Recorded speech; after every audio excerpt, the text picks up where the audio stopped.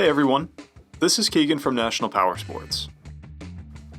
This 2009 Suzuki Boulevard 800 with 19,562 miles passes New Hampshire State inspection and runs well.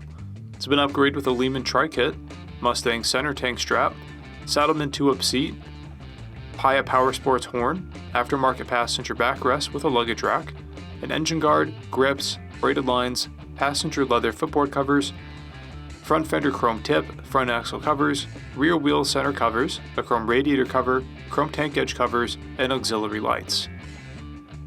Powered by an 805cc motor, the Boulevard delivers reliable performance with classic confident styling. It puts 45 horsepower and 46 foot-pounds of torque through a robust 5-speed transmission. Outfitted with a Lehman TRIKE kit, this bike now ensures confident handling and stability without sacrificing performance or style.